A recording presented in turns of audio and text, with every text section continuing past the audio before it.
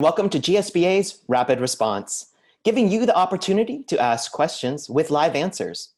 Today's immediate feedback comes directly from GSBA member, Board, and Vellum.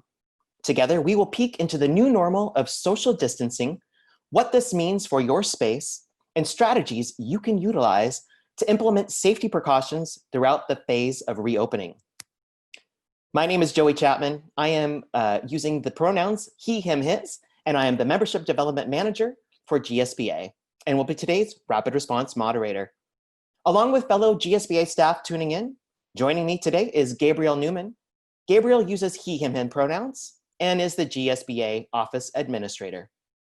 GSBA staff are practicing physical distancing, working remotely, while staying socially connected with our up-to-date GSBA COVID-19 emergency resource page, which is located on our website, gsba.org, and GSBA Rapid Response. So how will Rapid Response work for you? Our format allows you to engage professionals with questions in the wake of COVID-19. Today, we are streaming both live on Zoom and Facebook. So throughout the hour, please feel free to ask questions of our guests in the Q&A features. Gabriel and I will follow along and do our best to ensure that your questions do get answers. Now let's jump right into our conversation and welcome our guests from Board and Vellum. Principal Architect Jeff Pelletier and Senior Associate Commercial Studio Lead Charles Fathom. Thank you both for joining us today. My name is Jeff Pelletier. I'm an architect. I founded Board and Vellum 9.5 years ago. We're up on 15th Avenue East, right across from Kaiser. We're definitely a neighborhood firm. We focus on single family, multifamily, commercial, coffee shop, retail spaces. And we have architects, interior designers, and landscape architects on our staff of about 40 people. Welcome. Hi, I'm Charles Fathom. I'm the commercial studio lead at Board and Vellum. I came to Board and Vellum and Seattle a little over 4.5 years ago. We specialize in retail and restaurants. We've done tattoo shops and you name it. And we focus a lot of our work on Capitol Hill, but we've done work all over Seattle and beyond. Well, again, I want to make sure I say thank you both for joining us today. We know we had you scheduled earlier in the month for us to work with you all. Had to bump you a bit, but we welcome you today for a conversation. So let's go ahead and jump right into our rapid response Q&A. A recent article in the Seattle Times noted stores across the country are reopening to a changed reality. Retailers that have spent years trying to get customers to linger are reimagining their stores. The focus now is on making shopping faster, easier, and safer amid long-term shifts in consumer expectations and their habits. But Jeff and Charles, do you agree that we are in the midst of a major transformation that both customers and staff are set to encounter? I'll start. Absolutely. I think that initially this felt like a blip or an aberration that we can kind of wade through. It's becoming really apparent right now that this is a longer term shift and change, and going back to business as usual just isn't really an option. Yeah, I think one thing we're all realizing as places reopen is that we are all different. Not only are business owners different, but customers are different. How we think of shopping, how we think of going out, our priorities are completely different than they were. Even if everything were to reopen the next couple weeks, it would take much longer for us to get comfortable again with going out to eat and going out to shop, and old habits aren't going to come back quickly.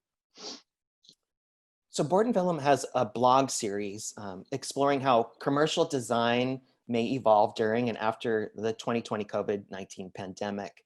I'd like us to begin walking through your thoughts and predictions for the newly defined best practices moving forward.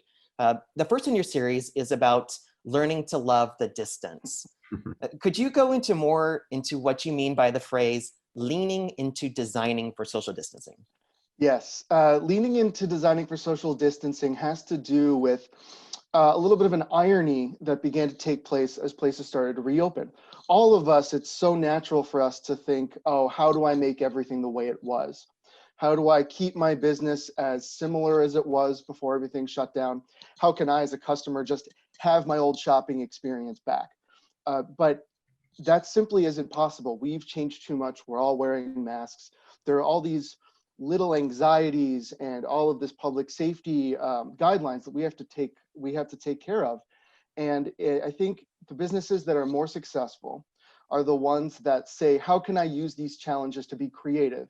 How can I create an experience that is naturally socially distanced, rather than having an experience that looks like the experience it used to be, but then it's taken away by arrows pointing a certain direction or a barrier at the point of sale.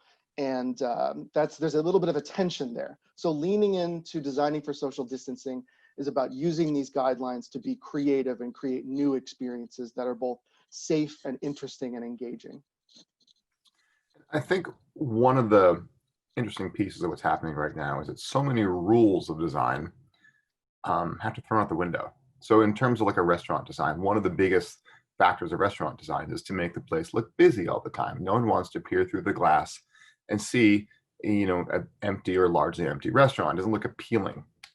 But that's literally what we're being told to do, is have a largely empty restaurant. And so the options right now are you can do that, and the psychology of that hasn't gone away. People still look and seem like it's not appealing. So what can you do with design, with the resources you have right now, to make that work for you? Is there a design solution that actually can shift? We were chatting a little bit, and part of the information that you have listed on your blog too goes into that psychological bargaining that we each take part in when we want to go to an establishment. We're all, is this going to be at my safe level that I feel comfortable going into? Which, for like restaurants, I've noted myself in the last few opportunities I've been able to go out. We seem to be going to the same place now because now we have a connection. We feel safe. We've recognized what pivots those establishments have made. So it's that psychological bargaining that we each are individually doing to feel safe and moving forward. Jeff, you mentioned about restaurants. So I wanted to jump in a little bit more about the personalized hospitality experience. Social distancing is our current new normal, but we don't know for what length of time or extent, that things are going to change or take hold on this new world.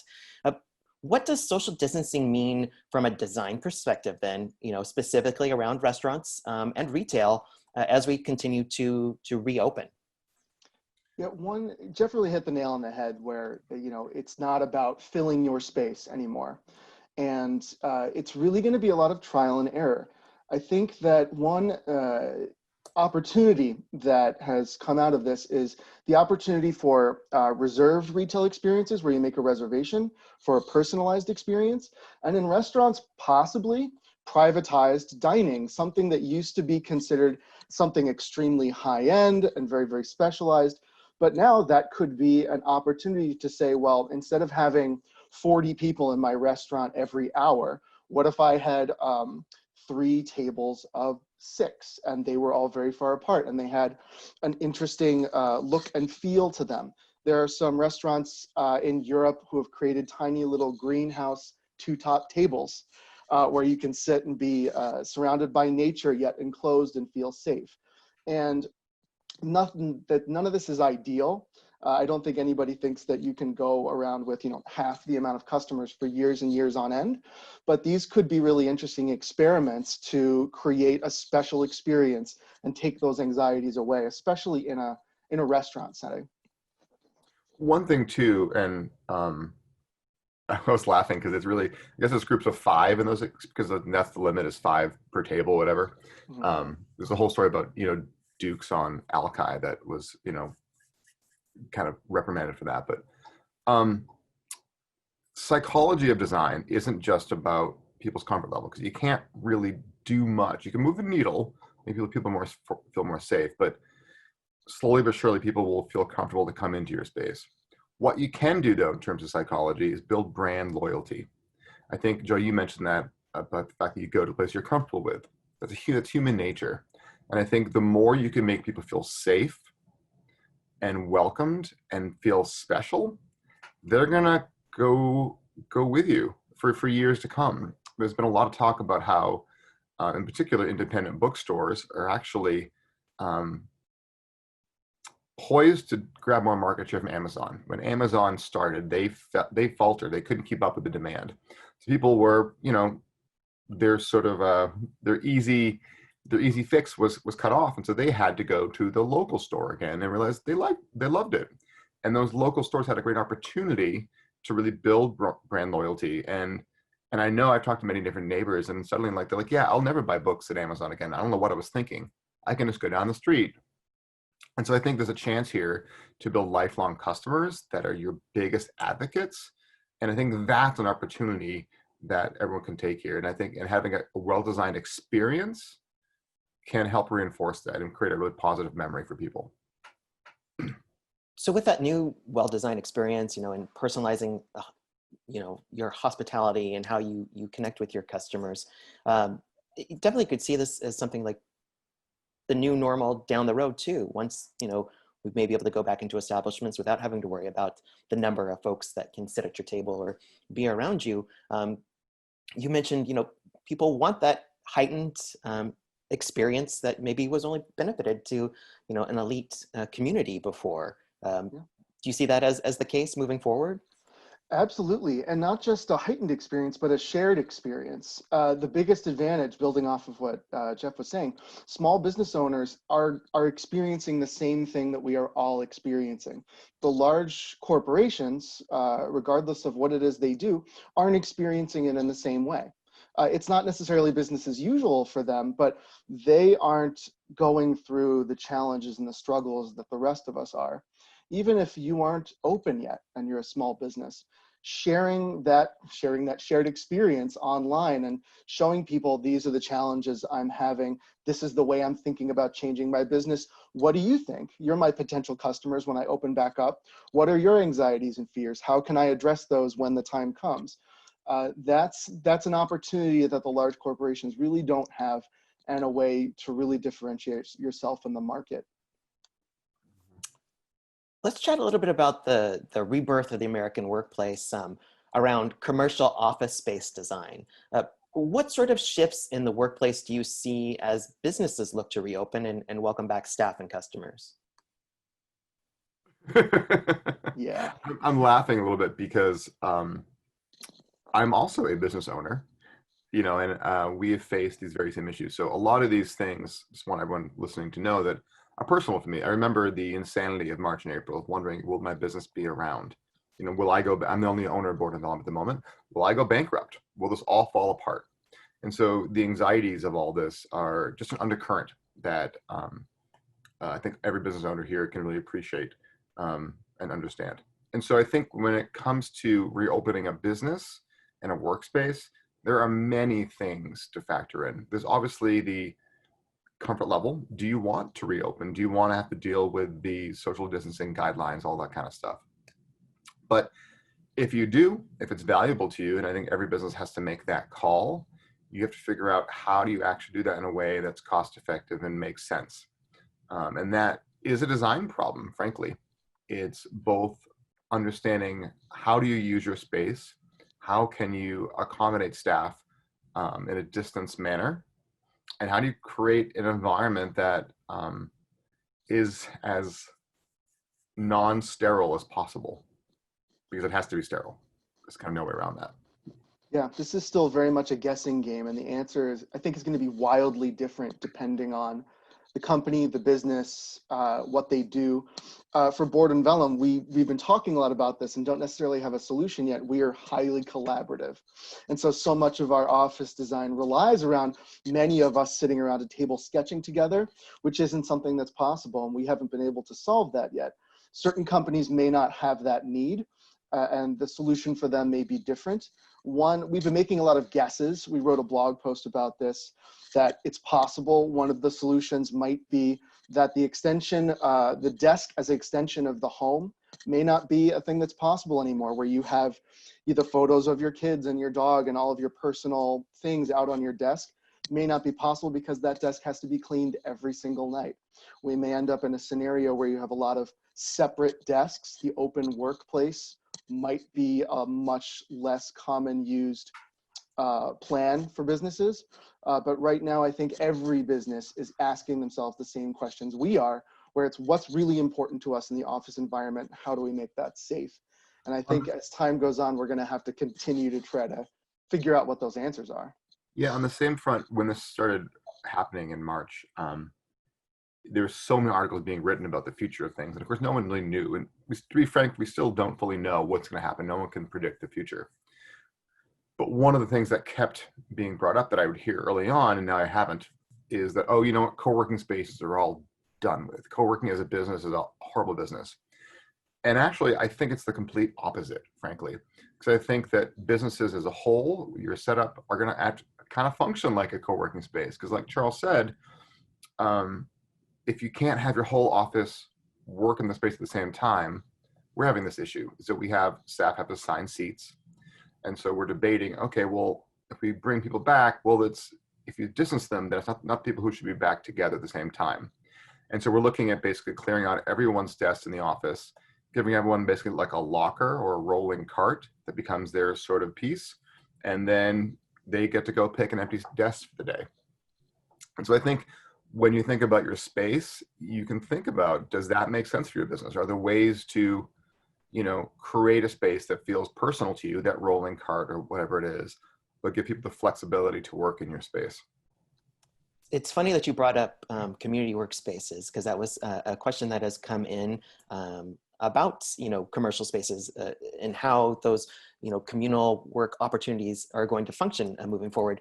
Gabe, if we can toss it to you and ask that question, and maybe we can delve a little bit more into this topic as well. Thank you, Joey.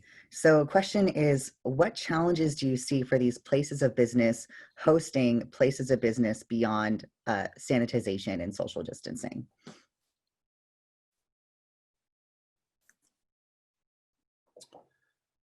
I think there's the obvious, there are the obvious things of cleaning, of do you maintain kitchen access? People have to eat their lunch at their desk, things like that. But to me, people go into work, not just because it's a good place to work, but because they like to see their coworkers. And that's become really apparent right now, that the social aspect, the humanizing aspect of seeing someone by the coffee machine and talking to them about their day builds a connection, allows us all to work better as people. And so with the physical distancing and with the cleaning, you're creating a divide between people that is going to be tough to bridge. And so thinking really carefully about how do you create a social atmosphere, because I think it's important. The phrase social distancing, happened really early, but the reality is we're not socially distancing, we're physical distancing. And that's an important distinction. And so how do you build social activity into a space when that seems like the opposite of what you should be doing? And so I think that is one of the bigger challenges that any business has to solve. And frankly, there's no global solution. It is a case-by-case specific, site-specific problem that you have to address in your space. Yeah, and technology may play a very large role in that. Even with 100% reopened offices, I think a lot of people are going to continue to work from home a lot of the time, or remotely a lot of the time. And it may be a blended workplace culture where it's partially people who come in often or every day, some people who come in half the time, and some people who never come to the office. And I think the stigma to the work from home thing has kind of gone away. I don't think people are ever going to go back to the mindset that working from home is something you only do as a last resort. And I think office culture is going to change a lot because of that, potentially for the positive. I think a lot more workplaces are going to be a lot more flexible about how people work and when people work. I think as well, if you have outdoor space, I know we have a parking lot, which is currently being used for construction staging, but our plan is to basically have like a lunchroom in the parking lot, because what else can you do? Yeah, I was going to agree. I definitely could see, in the future, people continuing to work from home if they're the capabilities to do so. But it seems like just the next level is how do we get that interaction that we're going to be missing that typically has happened within the office, and we make that personal connection. And, when we're making, strong and important decisions, it's nice to have that human connection beyond just a Zoom call. So hopefully we'll be able to continue on with the process to figure out how can we do that, to be together socially, but distant. I wanted to talk a little bit about more some solutions. You mentioned, what we can do to make these changes. I mean, immediate solutions, in fact, for social distancing. What are some suggestions that Board and Vellum does state that small business owners can take right now as they navigate to reopen their doors? Let me start with the undercurrent of all this is that everyone is tapped for money. Every single business is not sitting on a pile of cash that thinks, oh, this is the perfect time for me to remodel my space. Fully aware that everyone is basically fighting for their business's survival. I'm in the same spot. And so I think a lot of what's happening right now in terms of whether it's your restaurant space, your office space, your retail space, your hair salon, whatever it is, think of this as basically theater set decoration. You have to take stock of what resources you have, what money, who your friends are who have things, what's in your basement, what can you find at a yard sale. This sounds kind of silly, but really for a lot of businesses as we scale, there aren't deep resources. So it's a time for creativity. What you do have, and what the community in Seattle in particular has, is a deep well of creativity, and design can help you out. So many opportunities here exist for fun, creative solutions, whether it's giant stuffed animals at every other seat in a restaurant that, create an Instagrammable moment, which, still exist. Is it something silly? Is it, you have a crazy friend who has 6,000 houseplants and you're going to bring them in your restaurant and you're going to fill them between the spaces and it looks really lush and fun. And it's, something that can be moved out later. Is it, I have a bag of giant velvet Ikea curtains for some reason from 10 years ago. And when we were talking about this, I was like, I can see a restaurant coming in or something and creating these sort of like dark booths where you can look into a space and can't see that it's empty or, like less populated, but it creates a very intimate experience for people who are there. So taking stock of what you can do with your current space and your current physical assets is going to be really key. Yeah. And it's funny, you're sort of gifted a lot more space in general. If you take all the tables and chairs out of your coffee shop, for instance, all of a sudden you have a much larger space than you did. And instead of filling that with tables and chairs, what else could you do with that space? Jeff is exactly spot on. Do you have artists in the community that need a gallery space for themselves that, isn't going to add people to your space, but they have something really interesting to look at while they're waiting for their drink?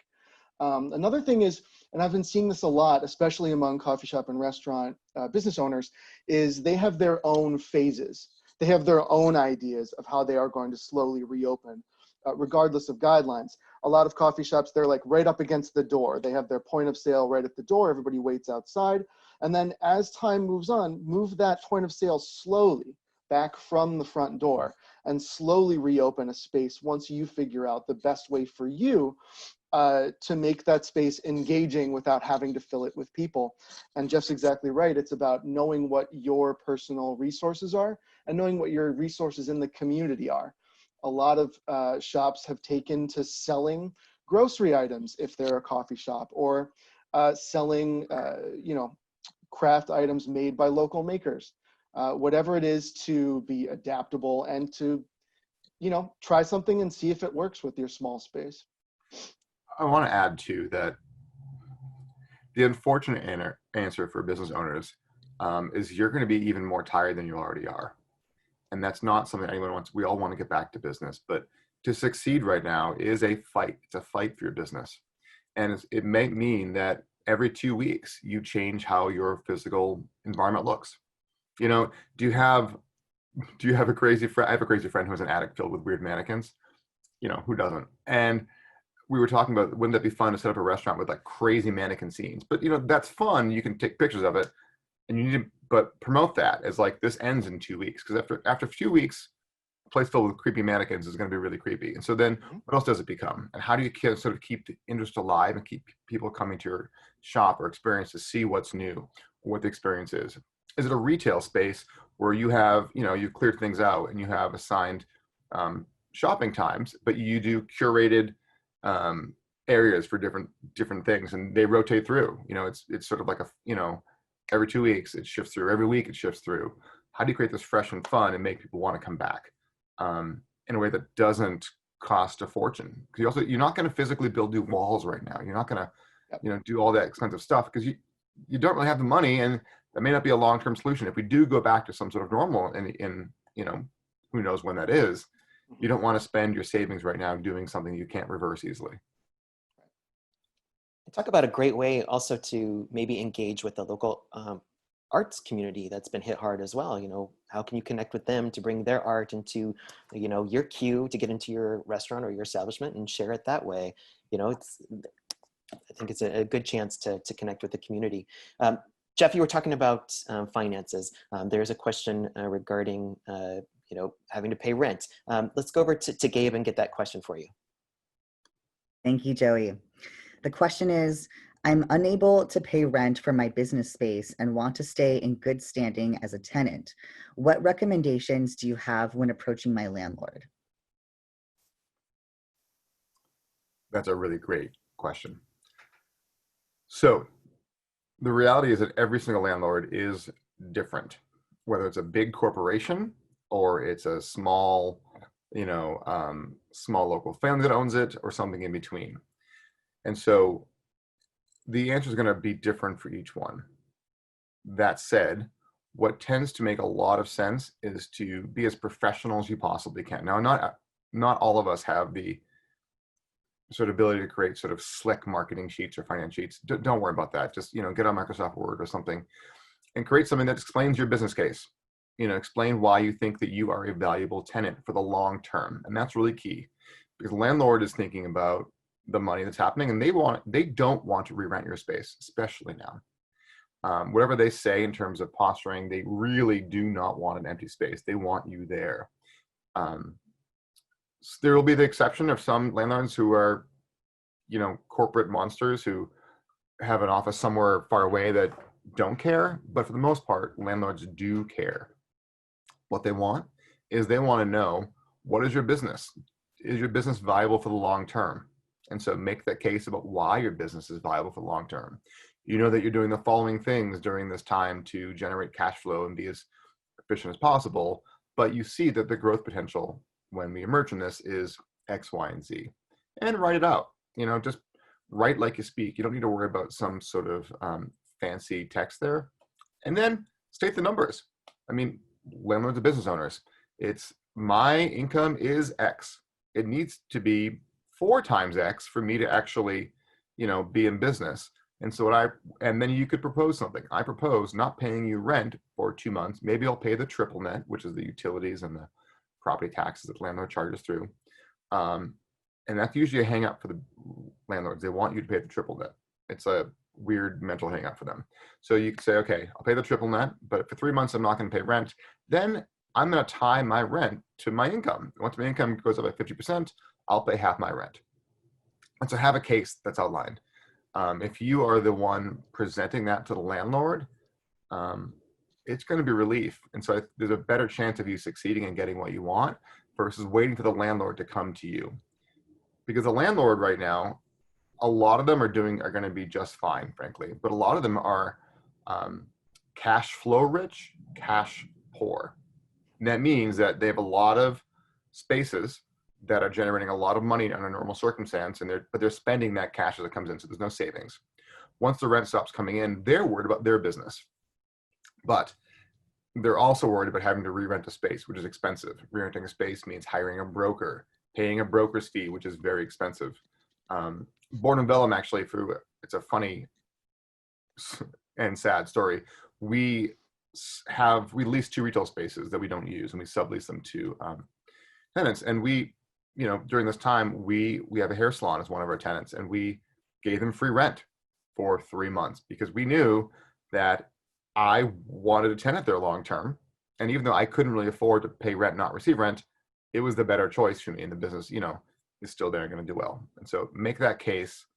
And there is a eviction moratorium, and the GSBA can give you more details on that. But if that's the case, fall back there. It's a great answer. Thank you so much for sharing that. you did allude a little bit earlier ago about making new ideas. Is this a good time to try new ideas for your business model? Should we be taking advantage of this curious momentum? Oh, I think it's the best possible time. I mean, you don't, all the old marketing rules are out the window. It's about staying open. It's not about, oh, is my shop selling this thing better than the other shop across town selling this thing? Everyone just wants to stay open. It is the best possible time to try a thing and engage with your customers and see if it works and if it doesn't. And then hopefully one day we all get to look back and, hey, remember when we filled our coffee shop with mannequins? Remember that moment. I think, recessions of any kind, regardless of the severity, are always the best time for experimentation. And I do anticipate, however optimistic, that some of the ideas that small business owners come up with now are going to be the things that differentiate them in the market once everything is booming again. And there's no risk to doing any alternative idea with your business right now. There really isn't. It's just see what works, stick with it, and if it doesn't work, toss it aside as long as it's not costing you capital. To go back to what Jeff said before, not the best time to go through with a whole huge TI with, new walls and, expensive new finishes. But when we say experiment, it's something about, like we said, find out what's available in your community, what do you have in your current resources, and get creative. Ask your customers, ask your friends, local creatives, what can you do? What would be fun? What would grab a little bit of attention? The way I see it right now, there's three options. One is hold on to the way things were as long as you possibly can. Kind of hunker down and hope it's all going to change. That may work out. You may have enough savings where that can make sense, or your business model might be insulated from what's happening right now and you're fine, and that works. Second option is you innovate and you experiment and you try, and there's a high chance of failure, there's a high chance of success, but you don't know until you try. But if the option is going the way things were previously and that fails, well, isn't experimenting worth the risk? And then the third option is, I guess you do nothing and you close. And no one wants that. So to me, experimenting and taking that chance, this is the time. This is the time. And I know that business owners are tired and really don't want to experiment. You've spent years building a wonderful business that people love and creating an experience that you're proud of. And that's, it's your vision of what a space can be. And right now that's gone. And that's losing that is emotional. I know for myself, I went through a whole emotional wreck experience of, is everything I built going to go away? Is this, is this going to happen? Is this going to fall apart? And realize once you kind of go through that sort of grief, you can rebuild yourself and realize, okay, I built this business, I can do it again. Mm-hmm. Seems like an acceptance of new creativity. So it's a chance to, take your baby, I guess you call that, for your business, and it's now they're a teenager or whatever, the next level of, moving forward, and, there were some growing pains that you weren't expecting. And, now what can you do to actually enhance upon that to make your business even stronger, and ensure that the customers continue through the doors. Speaking of creativity and out of the box ways, let's go to Gabe with the next question. Thank you, Joey. Next question is, do you foresee retail non-food businesses bringing their business to the sidewalk to catch people walking by? Oh, that's a great question. I have been thinking a lot about, non-food retail shops, clothing shops, especially. The old way of thinking about it is that you put all your inventory out front so that you can get people's attention and they can stand and rifle through it and hold things up to themselves. And it was a much more social experience, which clearly has to be reimagined. That's simply not possible anymore. Nobody is in the headspace where they want to stand next to others and go through a rack of clothing. Bringing it outside is a really interesting idea. And I would actually say, perhaps try it. I think the location of the shop is going to be pretty key in that decision. If you have a very high foot traffic space, it might be a little anxiety inducing for people to create potentially a crowd around an interesting display outside. However, I like the I like the thought of rethinking how you display your wares. One thing that we talked about with a client recently was to go to a showrooming model. Instead of putting all of your inventory out front for everyone to see, putting one of each displayed really beautifully, far apart, gallery style, so that people can appreciate from a little bit of a distance and then engage from 6 feet away or more with someone working at the shop to ask more about it or have a certain size brought out, and to change the way that customers think about how they shop. Because a little bit of that is the old way of thinking is, oh, if I just put out all my things, something will appeal to someone. But I think, again, now it's a lot more about creating a quieter experience, and think carefully before you put your stuff out on the sidewalk, depending on where your store is located. I want to add too that I love sidewalk markets and sidewalk, like at street fairs, things like that. But they create, as Charles said, all sorts of issues, not just the people wanting to be next to each other, but everyone touching things, like that's not what you want. There's also a concern right now that business owners, you're trying to keep your costs down. And one of your costs, obviously, is theft. And so you don't want stuff stolen. And so it means you have to pay for a staff member to be outside to watch the stuff, make sure it's not being stolen. Even with eyes on the street, things are going to get stolen. And so how do you manage that? It seems that having stuff untouchable for display outside, if you have the space that can work, you have a wide enough sidewalk, that can pull people in as much as possible. But it doesn't seem like right now that having stuff outdoors necessarily makes that much sense. Thank you. So I have a follow-up question. So in light of the recent World Health Organization finding that the virus can remain airborne inside for a long time, do you know how businesses can operate in light of that finding? And then kind of a follow-up, have you heard anything about the use of UV lights in businesses to prevent that? I haven't heard anything about UV lights. I don't know, Jeff, if you have. The other part of the question was about kind of a little bit turnover. There has been some information about the longer you spend in a space, the greater chance there is that you're exposed to the virus. I am definitely not a scientist. I'm just repeating what I've read online. You could approach that in terms of turnover. The way a restaurant used to think about turning over tables, you could say, okay, we're going to let 3 people in our retail space, and you're going to say, okay, after 15 minutes are up, I'm going to start asking them if they need anything else, or if you'd like to bring anything up to the checkout for them. Give them those subtle cues that are polite, but also sort of a nudge a person to say, okay, I think maybe it's time for me to check out and move on so that they can let more people in. That's one way you could look at it. One of the sort of sad things about newer buildings is, for the most part, a lot of them don't have operable windows. And obviously it's summer right now. And so if you do have a space that has windows, open them up. I really strongly recommend, if I see a business that has windows open and fans on, I'm like, oh, I can go in there. It's probably okay. But it's the closed aluminum storefront spaces they're fully air conditioned. It's tough. And so I think that one of the things might be advertising on your door what your policy is. Hey, after every customer, we're going to put a big box fan in the door and suck the air out or something like that. It could go a long way to make people feel comfortable. Thank you. I have another question from a viewer. So if you want to minimize contact as much as possible for safety, this is for kind of curbside pickups or someone coming into the shop just to pick up a product.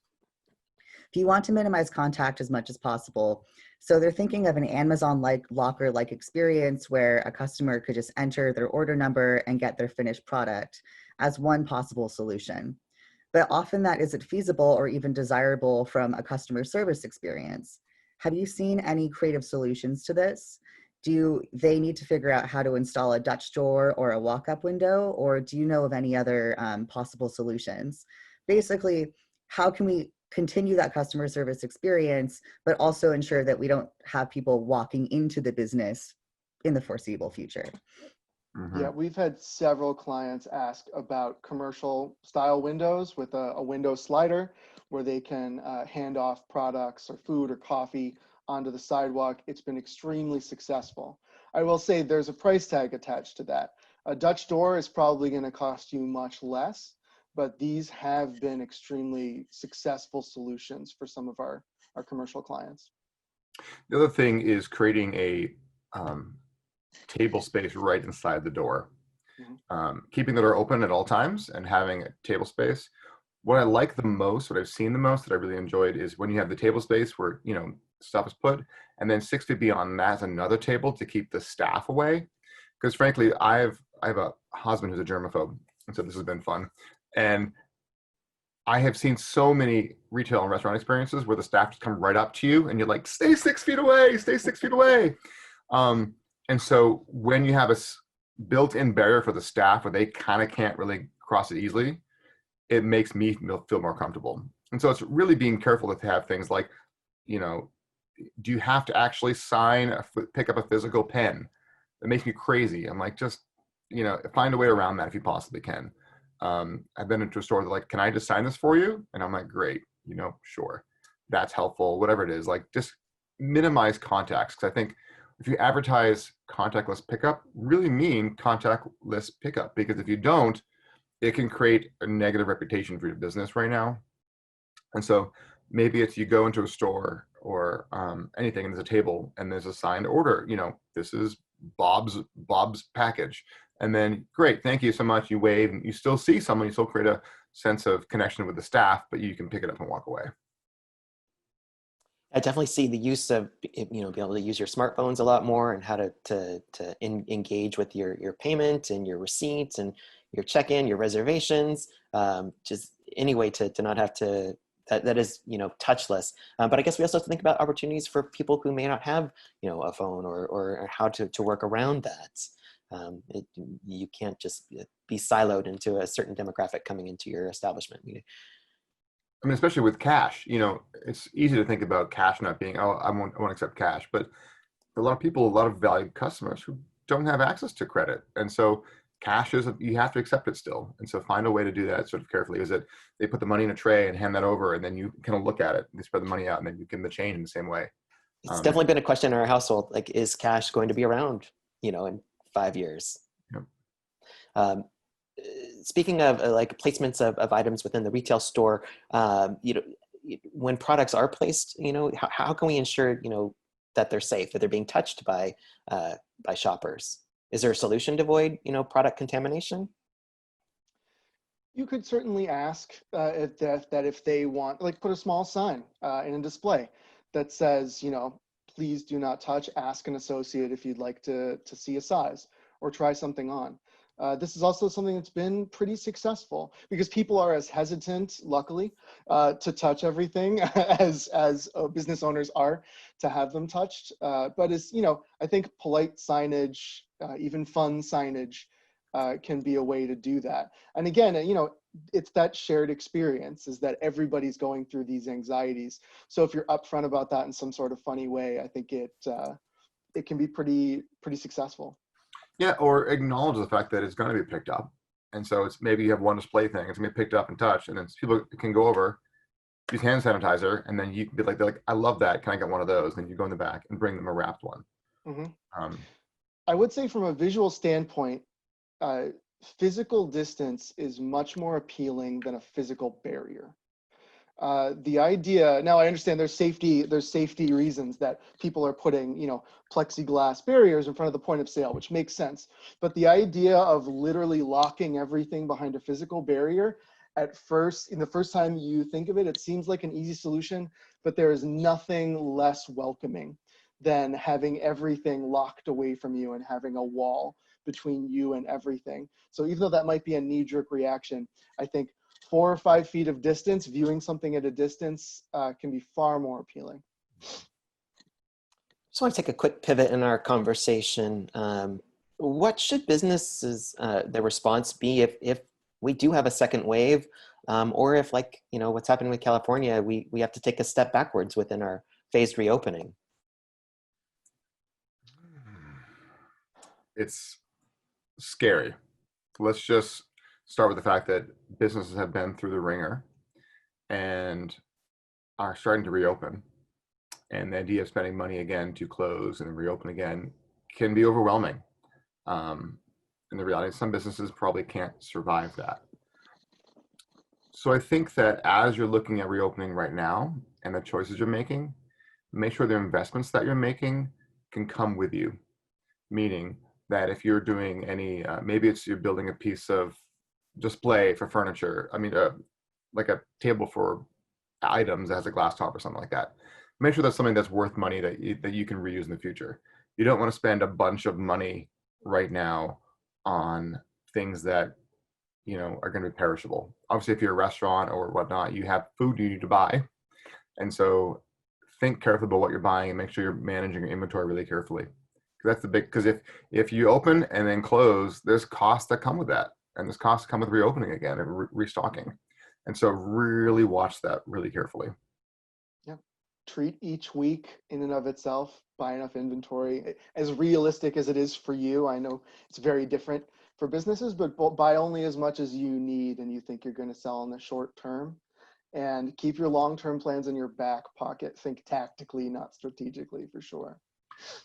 And frankly, I think having a plan that is not, if it's feasible, of course, that's not dependent upon your physical space is going to be a backbone. Like, what is there a core part of your business that can translate to online, to an experience, to delivery that can keep happening? Because I think that's really key. We're seeing a lot of restaurants right now probably permanently close their dining rooms. What's interesting is I was talking to an accountant about this, and he was saying he worked with a lot of firms, and I was asking him, so what are you seeing? And he said, well, the biggest surprise was that doctors are being hurt the worst.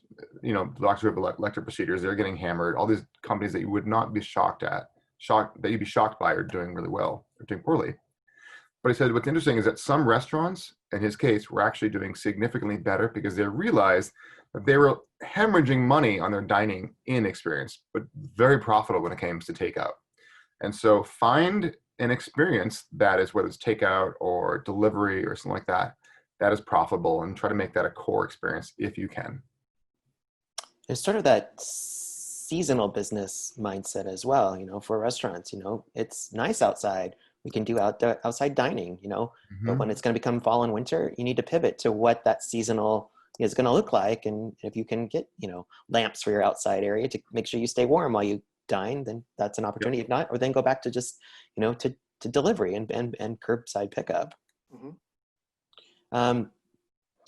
A number of individuals, have definitely had to pivot, currently working from home, and they may need to continue doing so even as the economy begins to reopen. Some have created workspace that wasn't even there before COVID-19 started. What are some tips that you have to give when it comes to working from home? Yeah, I mean, the best tip I can give you is, have a separate room. If you are lucky enough to have a separate room, you're way ahead of the game. I wish. But of course, not many of us are lucky enough to have that. Acknowledge the first thing you should do is acknowledge that the space you're working in, unless you have a separate office already, was not designed to be an office. And the way you think about that space, yeah, Jeff, this is a perfect example. The way you think about that space, even subconsciously, is extremely different. You're going to be far more comfortable in terms of posture and the way you dress and, drinking coffee the whole time or whatever it is. That way of thinking is going to take a while to change. And little things you can do, a desk organizer, an ergonomic chair. If you work in your kitchen, roll an ergonomic chair in there if you can, or designate an area of a floor to become your office. Even if you don't buy anything for that space, if you think about that space differently, if you only go to that space to do work, I think it's going to result in a little bit of decreased stress for you. And if you can spend a little bit of money and be creative, buy a new chair, buy some special office decoration for that area if you can. That could really, really help, just as a few starters. Yeah, Jeff, you could speak from experience on this one. Yeah, it's funny. I founded my company in my attic, and here I am again in my attic. I think giving yourself a commute, whether it's I do a walk around the block each morning, and that kind of puts myself into look, I'm coming to work. Connect with your coworkers, however possible. We have like a board and coffee house thing we do where it's just people just kind of pop in and chat. We have weekly all staff meetings. I do a weekly, used to be daily video series on the board and evening news. Find a way to connect with people. Take a lunch if you possibly can. It's easy just to work the entire time, but taking a lunch and having personal space is really important. Turn off your computer. It's really advice I don't take, but do that, I guess. Do what I say, not what I do. What I say, not what I do. And then really, I am good about putting your work away at the end of the evening. Just find a way to not see it. And it's challenging when it's your dining room table. I mean, it's just rough. There's really no way around that. But if you can, if you have a laptop, fold it away and try to make it look normal. But be kind to yourself is the most part. Like this is rough. This is absolutely rough. And if you have children, we have 2 kids. Whew, it's exhausting. For sure. I definitely hear the put it away. We had this conversation at GSBA the other day, and, some folks have their standing screens on their desk, and, it's easy to walk back to that computer where if you have a laptop, just shut it down, put it in the drawer, it's gone. I've even had a conversation with my friends, the changing of my space in my home. I've got this green screen behind me now, but it's constantly up there. And a friend said, no, you should be taking down every day. It's a little bit much to have to go up and down with the green screen, but it's just that it is that mindset and changing your environment and make sure you're back into your home and not this, makeshift workspace. So we are almost out of time. I wanted to mention something that was noted in your blog posting, so that small businesses are the heartbeat of every vibrant urban community. Your customers want you to succeed, and you are going to be more forgiving than ever before. They are by coming in. Do you have any additional advice for the folks tuning in who are currently in the stages of reopening or about to? Just any final thoughts from the 2 of you? For me, it's that you're definitely not alone. All small business owners are in the same boat together. And especially here in Seattle, every single person I've encountered, business owner or potential customer alike, all of us, we want to help so much. People are looking for ways to go out of their way to come to your place, to order that cup of coffee, to order that delivery order, to have those books delivered. People are out there waiting to help if they can, and take some comfort in that. And I don't know if anybody knows the right way to do it. Don't be afraid to experiment and figure it out. I'll add that in this time, taking stock of your values, of your company's values, of what's important to you. Is it giving back to the community? Is it creating a fun, kind of whimsical experience? Whatever it is, what's important to you, be true to that. Make sure every decision you make is filtered through your values, and then hammer it home, because we're right. I mean, Charles is right that we're going to have bumpy customer service experience and people are forgiving, but people are also looking to have memorable customer experiences that are fantastic, that are delightful, that excite people, that remember that time it was horrible, but that one store did that awesome thing, and gosh, that was amazing, and I loved it, and I keep wanting to go back there because they're so creative. Like, find that spark, and find a spark that ties into your business, and just run with it. I think that's great words. Let's all find our spark and just run with it. So on behalf of GSBA, I would like to thank everybody for tuning in today and joining in on the conversation. A special thank you to you, Jeff and Charles from Board and Vellum, for sharing your insight during COVID-19. When you log off today from our rapid response, be sure to take a moment and fill out the GSBA survey that is presented. This will help us with our future GSBA rapid response programming. We do invite you to tune in this Thursday at 10 a.m. for GSBA's Health and Wellness web series, Keeping It Real with Lindsay T.H. Jackson. This week's episode, The Unspoken Reality of Trans Health. Our next GSBA Rapid Response will be on Tuesday, July the 21st at 10 a.m. when we welcome back Dustin O'Quinn, GSBA board member, member of GSBA Diversity, Equity, and Inclusion Task Force, and chair of Immigration Practice Team at Lane Powell, as he discusses how COVID-19 has impacted immigration issues and his ongoing work in fighting anti-immigrant policies that are coming from the White House. Until then, we welcome you back. Thank you so much and have a great day.